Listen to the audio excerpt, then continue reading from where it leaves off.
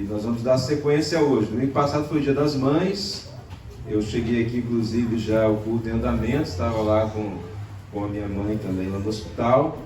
E minha mãe continua ainda internada, está na enfermaria, não está mais na UTI. E a gente vê melhoras, né, a cada dia que a gente vai lá visitar. A gente conta com as orações dos irmãos. Ela ainda está com inchaço na cabeça, algumas outras dificuldades que os médicos estão tratando para que ela possa então sair de lá restabelecida, né? Receber então a alta. Mas vamos então ler o texto de Josué capítulo 6. Eu vou fazer novamente essa leitura que eu fiz no domingo retrasado, e alguns não estavam, mas vão estar acompanhando essa leitura hoje, para que a gente possa pensar nesse tema de derrubarmos os muros. Hoje nós vamos ter o acompanhamento aí com a Vitória na TV, então nós vamos fazer uma revisão, uma rápida revisão do que a gente viu na primeira mensagem, a primeira etapa da mensagem, e depois seguir para os subtemas de hoje. Josué capítulo 6 nos diz assim: Ora, Jericó se conservava rigorosamente fechada por causa dos filhos de Israel. Ninguém saía, nem entrava. Então disse o Senhor a Josué: Ora, entrego na tua mão Jericó, o seu rei e os seus homens valorosos. Vós, pois, todos os homens de guerra, rodeareis a cidade, contornando-a uma vez por dia. Assim fareis por 6 dias. 7 sacerdotes levarão 7 trombetas de chifres de carneiros adiante da arca, e no 7º dia rodeareis a cidade 7 vezes, e os sacerdotes tocarão as trombetas. E será que, fazendo-se sonido prolongado da trombeta, e ouvindo voz tal sonido, todo o povo dará um grande brado. Então o muro da cidade cairá rente com o chão, e o povo subirá, cada qual para o lugar que lhe ficar defronte. Chamou, pois, Josué, filho de Num, aos sacerdotes, e disse-lhes: Levai a arca do pacto, e 7 sacerdotes levem 7 trombetas de chifres de carneiros adiante da arca do Senhor. E disse ao povo: Passai e rodeai a cidade, e marchem os homens armados adiante da arca do Senhor. Assim, pois, se fez como Josué dissera ao povo. Os 7 sacerdotes, levando as 7 trombetas adiante do Senhor, passaram e tocaram-nas. E a arca do pacto do Senhor os seguia. E os homens armados iam adiante dos sacerdotes, e tocavam as trombetas, e a retaguarda seguia após a arca, os sacerdotes sempre tocando as trombetas. Josué tinha dado ordem ao povo, dizendo: Não gritareis, nem fareis ouvir a vossa voz, nem sairá palavra alguma da vossa boca, até o dia em que eu vos disser: gritai, então gritareis.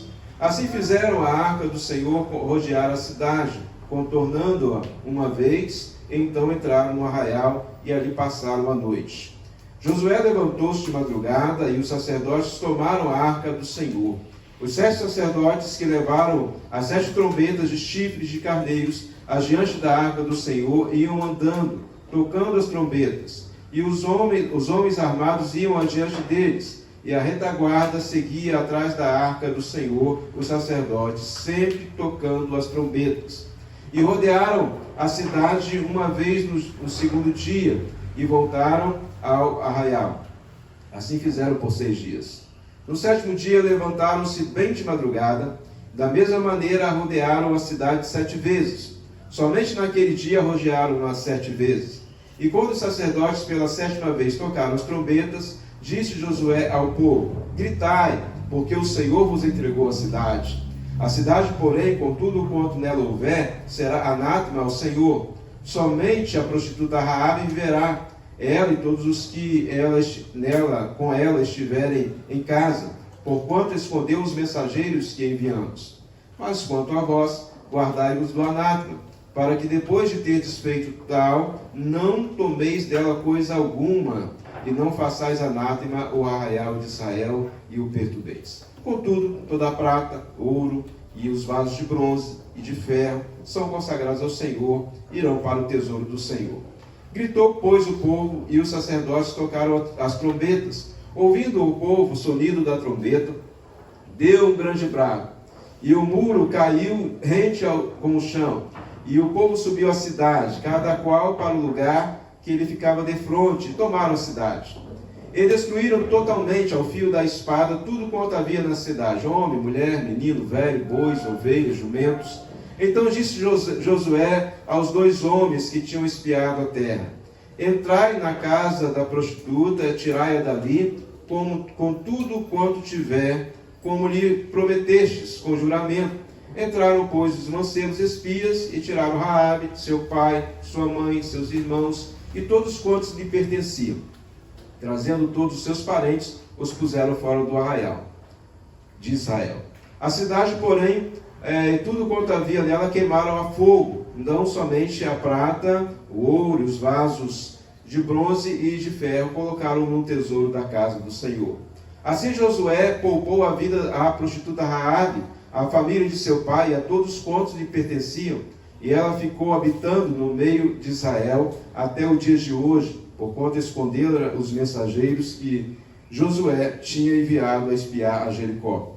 Também nesse tempo Josué os esconjurou, dizendo: maldito diante do Senhor seja o homem que se levantar e reedificar a cidade de Jericó. Com a perda de seu primogênito a fundará, com a perda do seu filho mais novo e colocará as portas. Assim era o Senhor com Josué, e corria a sua fama por toda a terra. Amém? Amém.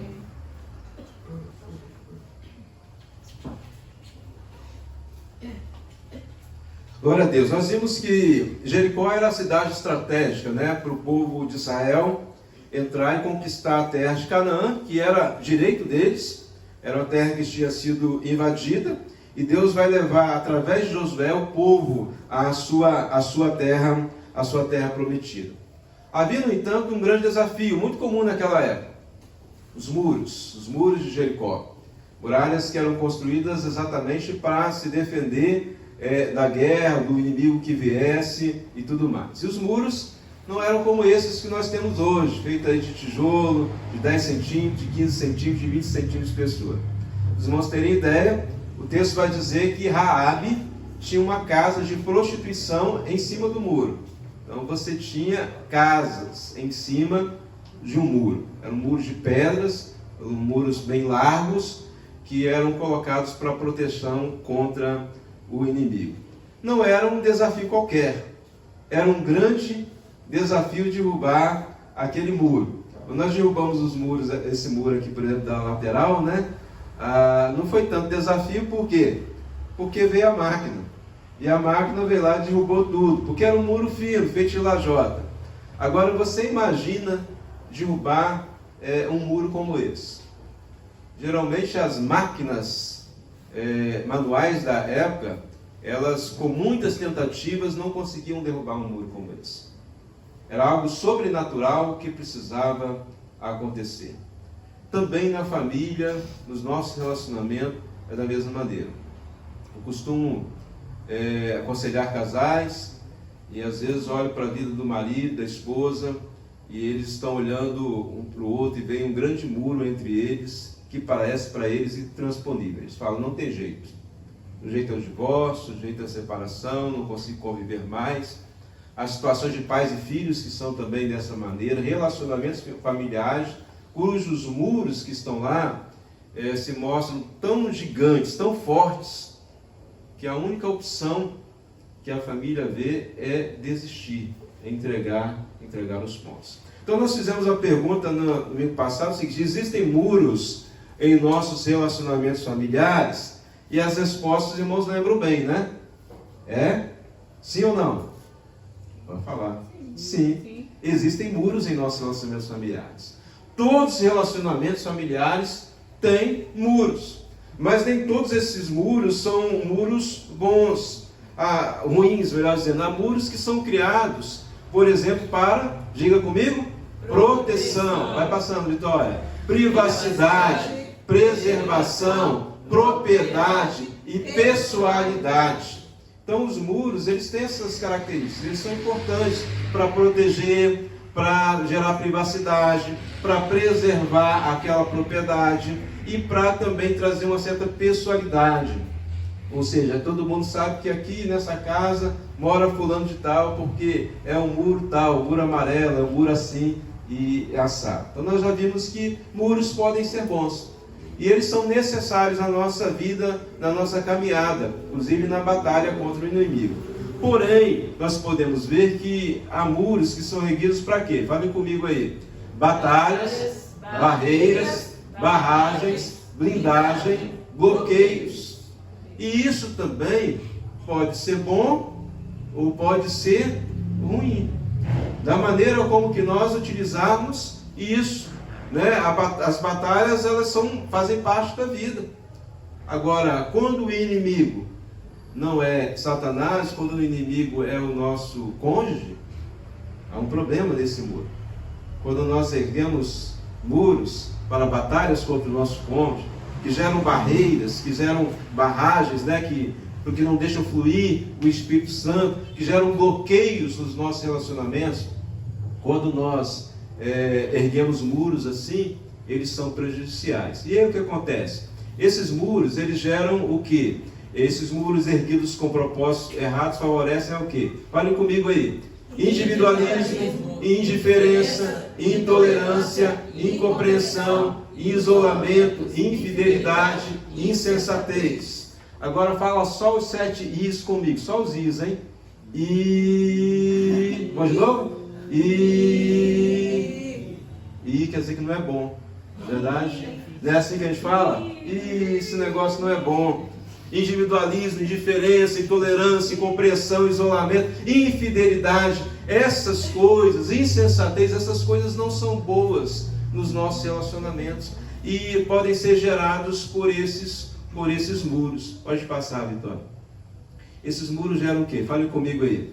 Distanciamento, afastamento familiar, divisões, partidarismo dentro do lar, discórdia, desentendimentos na família, desperdício de tempo, valores, bens, desequilíbrio estrutural, emocional e espiritual, desigualdade, disfuncionalidade e desimportância, destruição de relacionamentos, de vidas. Ali as bolinhas dos poderes ali apagaram, mas é desequilíbrio estrutural, emocional e espiritual.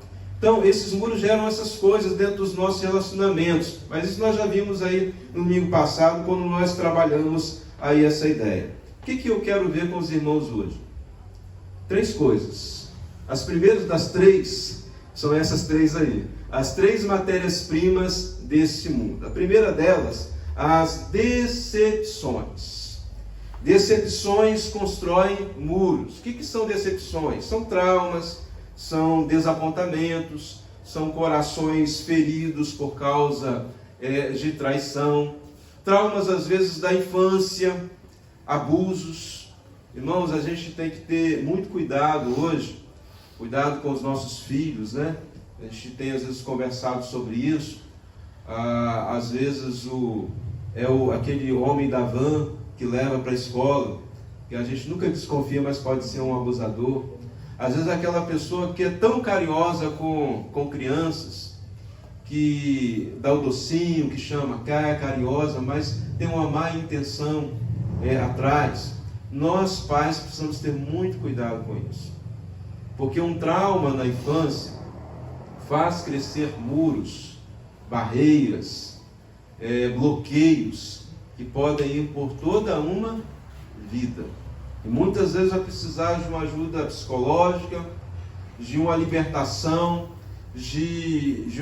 às vezes até de medicação psiquiátrica, para ajudar aquela criança, aquele adolescente, aquele jovem que vai crescendo com aquele trauma, que podia muitas vezes ser evitado ali naquela infância.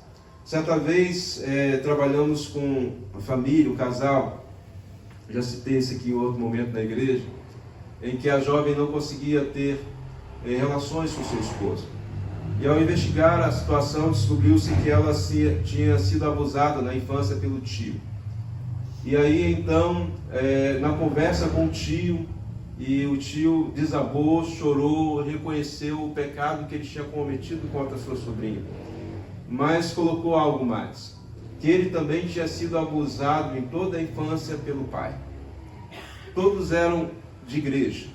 O pai era diácono de igreja, uma pessoa muito respeitada na igreja, mas que teve uma história de abuso do seu filho, que gerou uma história de abuso do filho dele com a sobrinha, que já estava gerando uma situação num casamento em que estava quase acabando, porque a jovem não conseguia deitar-se com o seu marido por causa do trauma da infância. Graças a Deus tudo isso foi trabalhado, tudo isso foi restaurado, o perdão aconteceu, o casamento, os relacionamentos foram restaurados. Mas quantos traumas durante a vida, a caminhada das pessoas são geradas em abusos de infância, em traições, pessoas que agora não conseguem confiar mais em ninguém, porque aquela pessoa que ela depositou toda a sua confiança lhe traiu. E ela simplesmente agora gera um bloqueio em que não confia em ninguém. Então, questões emocionais, decepções, desapontamentos, geram trauma, às vezes, por toda uma vida. Bem como também questões aí sociais também, que são traumas que podem acontecer no dia a dia. Teve uma senhora conhecida, muito querida, que ela passou a ter síndrome de pânico. A partir do momento que ela estava trabalhando, e ela, então, perto do seu trabalho, houve um tiroteio, ela viu pessoas morrerem na sua frente. E aquilo gerou uma síndrome de pânico nela. Ela não conseguia mais ir ao trabalho. E a situação foi piorando. Isso atingiu todo o relacionamento dela, toda a família, todo o contexto. Teve que ser internada, teve que ser medicada, porque ela estava com traumas profundos daquilo que ela tinha presenciado. Nós vemos hoje situações aí que têm ocorrido diariamente, podemos dizer, né? Em todo o mundo, situações de violência. E a violência nas escolas estão aí. Professores que não conseguem mais ir trabalhar. Outros que vão trabalhar, mas estão debaixo de tamanho estresse, que estão adoecendo, estão precisando de dar um atestado médico, precisando de ir ao médico, porque eles estão traumatizados pelas situações que têm vivenciado. Isso gera muros, isso gera bloqueios na vida, na caminhada da pessoa, que precisa às vezes de ser tratada, precisa ser liberta. Outra matéria-prima desses muros são as desavenças, são as discussões, são os desentendimentos, são as brigas, são os combates nos relacionamentos. Quando alguém senta para conversar com o outro, o marido com a mulher, o pai com o filho, em vez de conversar, começam a brigar. Qual o resultado? Não querem mais conversar. Gera-se um bloqueio. Toda vez que um chama assim, vamos conversar, o que se vem à mente é que vai sair uma briga, que vai sair um desentendimento, que aquilo vai gerar um problema maior. Então a tendência é se afastar. Tem homens que vão para o bar, encher a cara, porque querem desafogar as suas mágoas aí. Há outras pessoas que se isolam, simplesmente se anulam no relacionamento, criam aquele grande bloqueio. Por quê? Porque toda vez que vão conversar sobre determinado assunto entre eles, há briga. A solução que o cérebro entende para não haver briga é ficar em silêncio, guardar no coração aquilo que às vezes queria colocar para fora e não coloca. E o que acontece? Adoece. Não consegue mais ser feliz. E muitas vezes vai se acabar também no rompimento daquele relacionamento. Então, desentendimentos, brigas, rancor, todas essas situações de desavenças, de combates, elas fazem gradativamente crescerem muros. Tijolo por tijolo, ofensa por ofensa. Aqueles muros vão sendo erguidos ao ponto de o relacionamento ficar insustentável, se não houver ali uma intervenção, se não houver um diálogo, se não houver um quebrantamento, se não houver de uma das partes de dar o braço a torcer para vamos caminhar, vamos acabar com esses desentendimentos, com essas brigas. E a terceira matéria-prima desses muros nocivos à vida familiar é a desobediência, a rebeldia ou a resistência. Então a pessoa que não quer ouvir, ela já ergue um muro. Então você fala, né, com a pessoa, diz os antigos que entra por um ouvido e sai pelo outro. A pessoa não ouve nada. Isso tem uma história hoje aí que estão falando com o Batman, né? Como é que vocês fazem aí? Eu não sei como é que esse negócio do Batman. Fala com o Batman, né? Essa coisa da juventude aí que você deixa o outro falando sozinho. A ideia é essa. O fato é que muitas vezes a rebeldia no coração tem impedido os relacionamentos. Não se quer ouvir os mais velhos, não se quer obedecer os conselhos, os ensinos, e vai criando um distanciamento cada vez maior de uma geração para outra, dos filhos entre os pais, entre os filhos e os pais, por exemplo. Os muros vão sendo erguidos. É lindo quando a gente vê a criança, né, que fica ali agarrada, que quer sempre estar perto do pai, da mãe, ou a irmã Joyce fica ali, né, a Joyce que fica agarradinha ali com a Líria, quando você vai brincar com ela, corre para a mãe. É maravilha essa fase, né? Mas aí chega uma fase que já começam a querer se afastar. Não querem mais ouvir o pai e a mãe. Há aquela questão que é natural, né, que é da autoestima, e isso é muito natural, que estão formando ali a personalidade. Eu lembro a primeira vez que a Vitória falou, quando eu levava ela para a escolinha, né, ela falou assim: pai, não me leva no portão. Porque ela chegou na fase que ela estava com vergonha, não era mais criancinha, do pai levá-la ao portão da escola. Isso é natural, isso faz parte, isso é até bom, porque vai gerando aquele desapego natural. No entanto, há muitas vezes um distanciamento que não é bom, em que os filhos vão simplesmente pela rebeldia, não querendo mais andar com os pais, participar daquilo que os pais participam, ouvir o que os pais estão lhe orientando. Isso é matéria-prima para erguer esses muros. Segunda do terceiro ponto, dos 3 pontos que eu quero trabalhar com os irmãos aqui nesta noite, são os 3 construtores desses muros. Quais são os 3 construtores, as 3 pessoas, os 3 tipos que estão construindo esses muros nos relacionamentos? O primeiro, é claro, o nosso próximo. A gente sempre pensa no nosso próximo como aquele que está erguendo às vezes o muro. Quem é que estava lá naquela terra? Na terra que era prometida, aliás, que era pertencente ao povo de Israel. Eram outras pessoas, eram outras nações. Eram então chamados pelo povo de Israel como os gentios. Ou seja, aquelas pessoas tinham erguido os muros para que Israel não ocupasse, ou qualquer outra nação não entrasse na terra, para que eles ficassem ali tomando posse daquela terra. Irmãos, constantemente na nossa vida, nós somos sim atacados, e um dos instrumentos que o inimigo usa para nos atacar são pessoas, e pessoas que vão trabalhar para que sejam erguidos muros nesses relacionamentos familiares, às vezes nos afastar, nos jogar uns contra outros. Você vai sempre achar pessoas que vão dar, entre aspas, conselhos, mas que são conselhos nocivos aos relacionamentos. Pessoas que vão querer destruir o relacionamento familiar, vão querer entrar nas nossas vidas, na nossa terra, no nosso coração, nos nossos relacionamentos, e construir barreiras, muros ali, para que a gente não possa conviver como uma família feliz.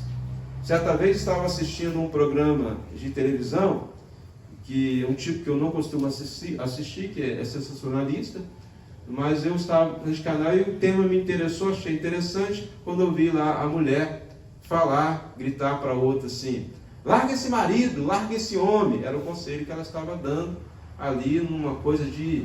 O nome tem até programa não sei o que de família. Não vou falar o nome do programa não, que está indo... Vai cair no YouTube lá, eu posso ser bloqueado. Mas era lá um programa, não sei se existe mais hoje. Ele estava antigamente, e nesse programa ela mandava a mulher largar o marido. Essa mulher que estava mandando largar o marido, ela já tinha passado por 3 divórcios. Que exemplo ela tem de vida? Que conselho ela teria para dar? Na verdade, era uma pessoa sendo levantada para, em vez de conciliar, ou de reconciliar aquele casal, de distanciá-los mais ainda. Esses conselhos os homens às vezes vão encontrar na conversa que tiverem lá com pessoas no seu trabalho, quando às vezes você confidenciar alguma coisa. Ou as mulheres nas suas amizades, quando conversarem às vezes com o problema que estão passando. Muito cuidado. Há pessoas que vão ser colocadas pelo inimigo para erguer muros no nosso relacionamento familiar, no nosso ambiente, que devia ser só nosso. Aliás, eu preciso dizer o seguinte: não é qualquer pessoa que pode nos aconselhar. Muito cuidado, mulher, muito cuidado, homem, muito cuidado, filhos.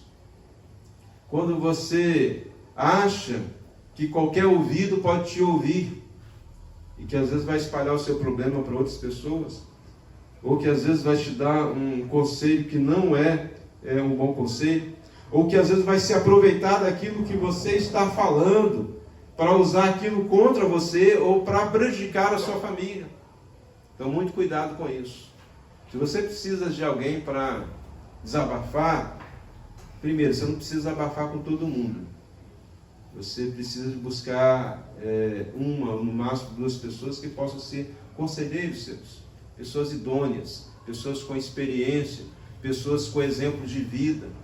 Então, procure, ouça, visões, orientações, aconselhamento de pessoas assim. Por quê? Porque isso vai edificar a sua vida, e nós necessitamos disso. Nós necessitamos de muitas vezes sentar com alguém e falar assim: olha, estou passando por isso, preciso de um conselho, não sei o que eu vou fazer. Mas não pode ser com qualquer pessoa, porque se você for falar com qualquer pessoa, aquilo vai se voltar contra você, contra a sua vida, de uma forma destrutiva. Assim como aquelas pessoas construíram os muros contra Israel. E aí você perde posse da sua propriedade, do seu coração, e muitas vezes perde posse da sua família.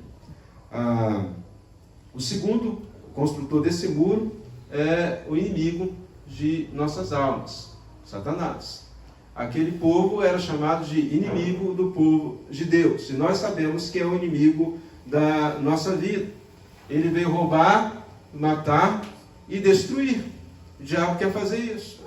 Então ele vive soprando coisas na nossa mente, para a gente começar a ficar com raiva, ter rancor, para a gente nutrir sentimentos, raízes de amargura, e aquilo vai crescendo dentro da gente, e a gente olha para aquela pessoa que a gente olhava com um olhar de paixão, de amor, a gente começa a olhar com um olhar de repulsa, de ódio, de afastamento.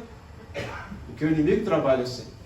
O filho que olhava para o pai, para a mãe como o super-herói, como exemplo da vida, começa já a olhar também de forma diferente. Porque está ouvindo a voz do inimigo, dando ouvido à voz do inimigo, ao sopro do inimigo. E o inimigo trabalha de diversas maneiras. Ele não aparece feio, ele não aparece monstruoso. Ele aparece com ideias legais, com filosofias legais. Está na internet, está na televisão, está nos filmes, nas novelas, está em tudo, nos relacionamentos. Ele usa todas essas coisas, as musiquinhas, as músicas que às vezes os jovens gostam de ouvir, mas que vão enchendo a sua mente de conceitos que não são conceitos de Deus para a sua vida, que estão te afastando de Deus, se afastando do caminho do Senhor. O diabo, ele quer nos aprisionar à desobediência, ao pecado, à idolatria, à profanação, do nosso corpo, da nossa alma, dos nossos relacionamentos. E por isso nós devemos resistir a ele. Mas o terceiro construtor, ele é o principal. O seu ego, o meu coração, o seu coração. Lá em Tiago 4, de 1 a 4, vai nos dizer assim: de onde vêm as guerras e pelejas dentro de vós? Porventura não vem dos vossos corações? Daquilo que vocês buscam para os próprios deleites? Então Tiago vai dizer que as nossas guerras, as nossas pelejas, os muros nocivos que nós erguemos, eles vêm do nosso coração. Por isso que a palavra de Deus nos diz que nós devemos guardar o nosso coração, porque dele vêm as saídas da vida. Esses muros são erguidos em nosso coração. A gente não pode impedir que o outro tenha a atitude errada contra a gente. Mas a gente pode impedir que aquela atitude do outro nos atinja. O outro pode vir com todo o ódio, com todo o mal contra a gente. Mas a gente pode tomar uma atitude diferente, não agindo da mesma maneira. No entanto, muitas vezes erguemos muros com o nosso ego, com o nosso eu. Porque eu não aceito isso. Porque eu não vou ser humilhado. Né? Porque eu tenho defeitos, mas esses defeitos aí, eu não tenho esses defeitos. E nós começamos então a condenar o outro e exaltar a gente, e isso vai erguendo um muro, porque a gente vai se achando melhor do que o outro, menos pecador que o outro, mais santo do que o outro. Então, muito cuidado, porque tanto o nosso próximo, quanto o inimigo de nossa alma, como nós mesmos, ou o trio somado, podemos às vezes erguer muros que são nocivos aos nossos relacionamentos familiares. E quais são os 3 tipos de combatentes no lar?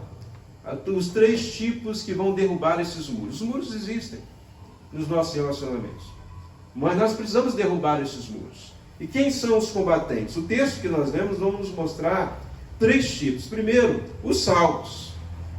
Aqueles que são transformados pela graça de Cristo, representados aqui pelo povo de Israel. Estão frente à batalha do muro, frente ao muro, para derrubar. Tem ciência de que aquele muro precisa ser derrubado. Tem as armas necessárias para isso. Eu e você, todo que tem Jesus no seu coração, é o exército de Cristo. Nós somos preparados para isso, somos salvos. E somos combatentes. Quem é que vai combater o pecado no lar? É aquele da família, o cônjuge, o filho que está em pecado, que está no mundo? Não, é o crente, é o salvo. Daquele que está perdido, não se pode esperar dele uma atitude de guerra contra o pecado. Quem vai guerrear contra o pecado pela vida daquele, são aqueles que estão salvos. Há pessoas das nossas famílias que estão perdidas, é verdade? Que estão enganadas pelo inimigo. Não conseguem ver, ou se veem, não conseguem sair das garras do inimigo. De quem elas precisam? De nós, combatentes, salvos em Cristo Jesus, que vão combater contra esses muros, contra a indiferença, contra a infidelidade, contra o pecado de uma forma geral. Com o quê? Com amor, com o perdão, com a bondade, com a fé, com a perseverança, com toda a armadura de Deus, revestido de toda a armadura de Deus no combate contra o inimigo, no combate contra Satanás. É uma batalha que é por toda a nossa vida, por toda a nossa caminhada. O segundo tipo são os perdidos que serão salvos, representados aí por Raabe e a sua família. Raabe recebe os espias, guarda-os na sua casa. Quando o inimigo sabe que os espias estão por ali, ela os esconde, depois ela manda que eles se afugentem para outro rumo e manda os soldados para um rumo contrário, salva a vida daqueles espias e eles fazem uma promessa para ela: você e toda a sua casa não vai ser destruída. Então Raabe, ela depois ela entra para a família de Jesus, para a genealogia de Jesus, como daquelas que Jesus, da descendência de que Jesus viria. Por quê? Porque Raabe creu em Jesus, mas ela estava em cima do muro. Há pessoas dentro da nossa casa, nas nossas famílias, nos nossos relacionamentos, que estão em cima do muro. Que elas, às vezes, já ouviram de Jesus, querem servir a Jesus, mas elas se sentem também lá no mundo. Elas estão ainda envolvidas com as coisas do mundo, precisam de uma libertação, precisam de uma palavra, precisam de alguém que gere para ela um compromisso, uma esperança de salvação. O texto que nós lemos diz que quando chegou lá, a prostituta Raabe, ainda a prostituta Raabe, porque depois ela se tornou uma mulher de família, seus pais, seus irmãos, toda a família que estava lá, através da vida dela, foram salvos. Pessoas que estão dentro da nossa casa e que precisam ser salvas quando nós derrubamos esses muros. Através do nosso exemplo, através da nossa vida, através da nossa caminhada, essas pessoas vão sendo salvas. Uma vez um irmão chegou para mim, um irmão muito envolvido na obra dos homens, e disse assim, na obra dos homens batistas, eu dizia, o trabalho dos homens batistas aqui na Serra do Estado, e a esposa não crente, e ele falou bem assim, que ela nunca queria saber de Jesus e tudo mais, e eu comecei a conversar com ele, saber como que era a situação, a vida deles, e na conversa descobri que ele levava todos os problemas que aconteciam na igreja, e igreja, pasmem, você tem problemas, né? Igreja não tem problemas, ele levava esses problemas para casa. Se havia alguma discussão, algum desentendimento lá na igreja, ele levava esse assunto para casa. Se alguém o feria na igreja, ele levava esse assunto para casa. Se alguém que não tinha nada a ver com ele, mas tinha brigado, ele soube lá, ele contava esse assunto em casa. E eu disse para ele, como é que você vai ter a sua esposa querendo servir a Jesus na sua igreja, se a única coisa que ela sabe da igreja é que tem crente que briga, que pisa no seu calo, pessoas que maltratam o esposo dela. Ele parou para refletir naquele momento que havia uma pessoa para ser salva dentro da casa dele, mas em vez dele estar sendo um instrumento de salvação, ele estava sendo um instrumento de perdição para a vida dela. Existem pessoas a serem salvas na nossa família, e nós precisamos batalhar por elas. No entanto, existe um terceiro tipo de pessoa na derrubada dos muros, que são os perdidos que não serão salvos. Infelizmente, isso acontecerá nas famílias. A Bíblia nos diz que estarão dois deitados na mesma cama, um vai subir, o outro vai ficar. Vão estar dois trabalhando no campo, um vai subir, o outro vai ficar. Infelizmente não há garantias de que por eu ser salvo, a minha família toda vai ser salva. Deus requer que eu trabalhe como salvo para que toda a minha família vai ser salva, mas a salvação, ela é individual. Quando nós olhamos e vemos esse texto falar aí, a gente fica olhando, nossa, coisa terrível, foram mortos todos, animais, pessoas, gente grande, gente pequena, criança, tudo foi morto. Tudo isso nos traz o simbolismo. Para quê? Para nós entendermos de que haverá muitas pessoas queridas, nós, que infelizmente vão ser família da gente aqui na terra, mas não vai ser família com a gente nos céus, porque isso é uma responsabilidade individual. Às vezes a gente usa com muita alegria aquele texto dizendo assim, quando o apóstolo fala com o carcereiro de Filipe, crê no Senhor Jesus Cristo, será salvo tu e tua casa. Aí a gente fala assim, então tem uma promessa, ele crê em Jesus e ele e a casa dele vão ser salvos. O texto não diz isso. O texto diz, crê no Senhor Jesus Cristo, será salvo, tu e a tua casa. Crê no Senhor Jesus Cristo, será salvo. Creia a tua casa no Senhor Jesus Cristo e será salvo. Fiz uma tradução aí no texto. Ele está dizendo o seguinte, você crê no Senhor Jesus Cristo, você vai ser salvo. Leve Jesus para a sua casa. Na sua casa, todos que crerem no Senhor Jesus Cristo também serão salvos. A nossa responsabilidade é pregar, é anunciar, é dar testemunho de Deus para os nossos familiares, para que eles tenham um encontro com o Senhor Jesus Cristo.